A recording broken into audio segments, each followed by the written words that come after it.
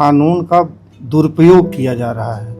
जिस उद्देश्य को लेके कानून बना था वो उद्देश्य की पूर्ति होने के बजाय उसका दुरुपयोग ज़्यादा हो रहा है। नया कानून जो है हमारे लिए दिक्कत पैदा कर रहा है। और बच्चे जब आते हैं तो उनको गढ़ने में हमको टाइम लगता है। बात है बच्चों के डांटने का, तो बच्चों को तो डांट सकते नहीं। अगर थोड़ा सा भी डांट दे तो बच्चे घबरा जाते हैं और स्कूल आना बंद कर देते हैं। और दूसरी बात, कंप्लेन भी कर देते हैं। बस हमें डर लगते रहता है। डांटने के पहले हमको 4 बार सोचना पड़ता है, बच्चा कहीं पुलिस स्टेशन तो नहीं चला जाए। ये हम लोगों को सोचने पे मजबूर करती है कि शायद मेरी एक जोर की डांट शायद उस बच्चे को एक अच्छा रास्ता दिखा सकती थी। एक छोटी सी वीडियो क्लिप जिसका कि ना आगा है ना पीछा है, एक ठोक वायरल हो जाता है और उस शिक्षक के ऊपर में, उसकी नौकरी के ऊपर में मतलब एक संकट आ जाता है। मैं पवन केसवानी, शिक्षक दिवस का खास मौका है और आज छत्तीसगढ़ के 5 जाने माने शिक्षकों के मैं बीच हूँ जो शासकीय स्कूलों में पढ़ाते रहे और बरसों बरस तक, दशकों तक जिन्होंने अपनी सेवाएं दी।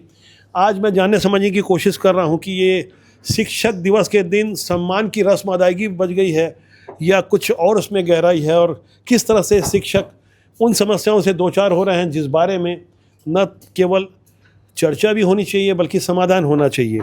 तो मेरे साथ राजेश पांडे सर हैं, आप अंग्रेजी के व्याख्याता हैं। मुझे संक्षेप में बताएंगे सर किस तरह की समस्या से आप दो चार हो रहे हैं, किस तरह से कानून आड़े आ रहा है जो बच्चों को आप ज़्यादा मजबूती से अपनी बात नहीं रख पाते उनके सामने। मैं 2 टूक शब्दों में कहना चाह रहा हूँ, कानून का दुरुपयोग किया जा रहा है। जिस उद्देश्य को लेके कानून बना था वो उद्देश्य की पूर्ति होने के बजाय उसका दुरुपयोग ज़्यादा हो रहा है।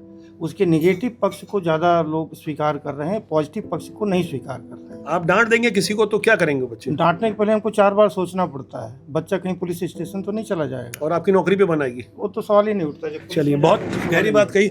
मेरे साथ जी एक जाना माना चेहरा है, दूसरे आप हैं रुद्र नारायण सिन्हा सर जो हाल में ही रिटायर्ड हुए हैं।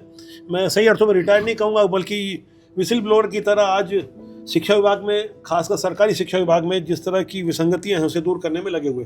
सर आप बताएंगे कि आप किस तरह से महसूस कर पाए, 4 दशकों तक आपने सरकारी स्कूल में अपनी सेवाएं दी। सर बच्चों को आज की तारीख में डांटना एक नई चुनौती पैदा करता है, क्योंकि बच्चों ने जो समाज के अंदर उनको जिस ढंग से समझाया जा रहा है, बच्चे उससे हट कर काम कर रहे हैं। और नया कानून जो है हमारे लिए दिक्कत पैदा कर रहा है, क्योंकि शिक्षक कभी भी उसका शत्रु नहीं होता, उसकी मदद के लिए काम करता है। और मदद के लिए उसको जिस प्रकार से कुम्हार मटका बनाने के समय उसको हर प्रकार से ठोक कर सजा कर सेट करता है और एक बहुत बड़ा आकार देता है, तो शिक्षक के दिमाग में ये है कि बच्चे कल जो हैं राष्ट्र के काम में आए, समाज के काम में आए, उन घर के काम में आए। तो ऐसी परिस्थिति में बच्चे जो है बाहर का परिवेश जहाँ पर शिक्षा का थोड़ा सा अभाव है वहाँ पर जाकर वो नेगेटिव काम करते हैं और उसका खामियाजा बच्चे के साथ समाज भी भोगता है और शिक्षक भी भोगता है। हेमंत कुमार उपाध्याय सर, सर मैं जानना चाहूँगा कि क्या आप सरकारी स्कूलों में किसी राजनीतिक दबाव से दो चार होते हैं और बच्चों के लिए क्या कुछ बेहतर कर सकते हैं, क्या विज़न आपके पास? जहाँ तक राजनीतिक दबाव की बात है, राजनीतिक दबाव तो नहीं होता है, बस हमें डर लगते रहता है कि कहीं ज़्यादा डांट देंगे बच्चों को तो कहीं गलत वो मत हो जाए, तो हमको डर लगा रहता है।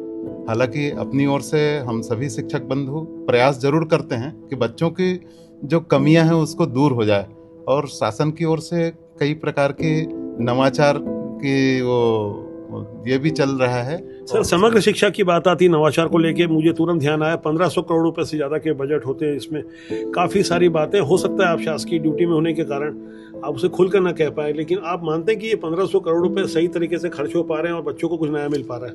उचित प्रकार से मॉनिटरिंग होना चाहिए तो अवश्य बच्चों को इसमें लाभ मिलेगा, ऐसा मैं मानता हूँ। चलिए, सर ने जो बातें कही मैं समझ सकता हूँ, कुछ अपनी मर्यादा होती है। शासकीय लोक सेवक होने के कारण हमने गुरु वशिष्ठ के बारे में पढ़ा है, द्रोणाचार्य जी के बारे में पढ़ा है। मौजूदा समय में यदि कोई शिक्षक कहे कि हमें डर के सामने काम करना पड़ता है तो इतना ही काफ़ी है। काफ़ी गहरी बातें कही। अब मैं मैडम रितु बेलचंदन जी से चाहूँगा कि आप बताइए, आप शासकीय सेवा में हैं लंबे समय से, और एक बार बता दूँ इनके घर में गमी हुई है इसके कुछ समय पहले ही, और अभी ये इस कार्यक्रम में सिर्फ इसलिए आई हैं कि कुछ बेहतर बात बता सके। शिक्षक दिवस का खास मौका इनका शेड्यूल था, इन्होंने ईमानदारी से अपनी निजी दायित्वों को साइड में रखते हुए ये आवश्यक समझा कि कुछ बातें बताएं। आप हमें बताइए, एक महिला टीचर होने के नाते क्या क्या दिक्कत आती है आपको, किस तरह से बच्चों के ऊपर आप ज़्यादा कसावट नहीं ला सकते, ज़्यादा दबाव नहीं बना सकते? हाँ सर, बच्चे लोग के साथ ज़्यादा दबाव नहीं बना सकते, क्योंकि एक तो मेरा प्राथमिक शाला है, प्राथमिक शाला में छोटे बच्चे रहते हैं, उनको थोड़ा सा अच्छे से प्यार से समझाना पड़ता है। बच्चे क्या है, थोड़ा सा पेरेंट्स भी थोड़ा सा ध्यान नहीं देते हैं। बच्चे तो आना चाहते हैं कि नहीं आना चाहते नहीं पता, 1-2 साल तो खाली रोने में लगा देते हैं, पहली दूसरी का। और बच्चे जब आते हैं तो उनको गढ़ने में हमको टाइम लगता है। बात है बच्चों के डांटने का, तो बच्चों को तो डांट सकते नहीं, अगर थोड़ा सा भी डांट दे तो बच्चे घबरा जाते हैं और स्कूल आना बंद कर देते हैं। और दूसरी बात, कंप्लेन भी कर देते हैं। पहले तो पुलिस तक तो नहीं जाते, छोटे बच्चे हैं तो, लेकिन मम्मी पापा आ जाते हैं उनका लड़ने के लिए कि आपने हमारे बच्चों को क्यों मारा, क्यों डांटा, ऐसा। 100% अटेंडेंट की कोशिश रहती है शासन की ओर से। इसके लिए मध्याह्न भोजन की व्यवस्था की गई है और सरकारी स्कूलों में एक औसत छत्तीसगढ़ में जो 52 लाख सरकारी स्कूलों में बच्चे पढ़ते हैं, प्रत्येक बच्चों के पीछे टीचर के पेमेंट को जोड़ करके 50,000 रुपये तक खर्च किए जाते हैं। तो ये मध्याह्न भोजन का क्या कितना असर पड़ा, पढ़ाई के प्रति रुझान आप देख पा रहे हैं कैसे? मध्याह्न भोजन तो बहुत अच्छा रहता है और बच्चे आते भी हैं मध्याह्न भोजन करने के लिए, क्योंकि अधिकतर गरीब बच्चे रहते हैं जिनके माँ बाप सुबह 6 बजे जो जाते हैं काम के लिए, तो शाम को 6 बजे आते हैं। तो बच्चे के लिए मध्याह्न भोजन का व्यवस्था तो बहुत अच्छा है, बच्चे खाते भी हैं और खाना भी बहुत अच्छे से। मैं कुछ नवाचार को समझने की कोशिश करूंगा। एक और सीनियर टीचर है हमारे साथ, पी स्मिता राव। आप मुझे बताएंगे कि क्या कुछ नवाचार आप देख पा रहे हैं? शासन स्तर पे बातें ही होती है बड़ी बड़ी या नहीं, बातें नहीं है, काम हो रहा है, नवाचार में भी काम। कितने सालों से आप देख रहे हैं बदलाव ये? सर मैं पिछले 10-12 सालों से 10-12 साल 2007 RMS की ट्रेनिंग्स जब शुरू हुई थी तब से मैं देख रही हूँ। अभी मौजूदा समय में आप क्या देख पा रहे हैं कि क्या सबसे बड़ा बदलाव है? मौजूदा समय में अगर आप शिक्षक और छात्र के बारे में बात करना चाहेंगे तो कोई भी शिक्षक ऐसा नहीं है जो कि अपने छात्र का बुरा चाहता हो। सब अपने छात्र का अच्छा ही चाहते हैं।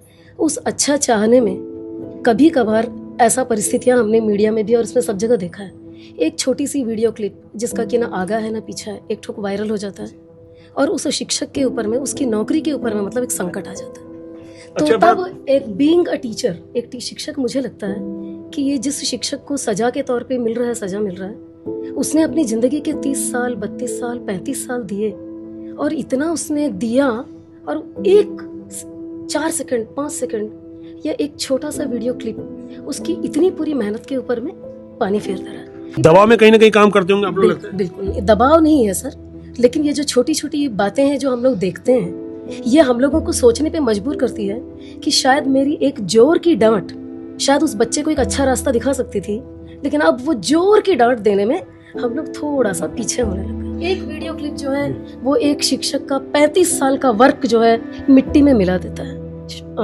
उसमें बदनामी भी तो फैलती है ना, उस शिक्षा विभाग की भी फैलती है, पूरे टीचर्स की भी फैलती है। मतलब ये एक बन जाता है कि देखो टीचर्स ऐसे ही होते हैं, जबकि ऐसा नहीं है। उस दबाव को हम आपके भाव से महसूस कर सकते हैं। जरूरी नहीं कि हर बातें शब्दों में कही जाए। हाँ। हम आपकी भाव भंगिमा, आपके कहने के उद्देश्य को खूब समझ रहे हैं और आप भी महसूस कर रहे होंगे। ये दिल की आवाज़ है। शासन और सिस्टम में बैठे हुए लोग यदि समझ सकें तो ईमानदारी से समझें। शिक्षक दिवस के खास मौके पर ये एक सामान्य सी कोई संगोष्ठी नहीं है, बल्कि वो आवाज़ है जो आने वाले कल के भारत को और मजबूती प्रदान करेगी। कैमरा सहयोगी राकेश साहू के साथ मैं पवन केसवानी इस आवाज़ को आप तक लाने की कोशिश कर रहा हूँ। कोशिश करें, कमेंट करें और इस आवाज़ को बुलंदी प्रदान करें। नमस्कार।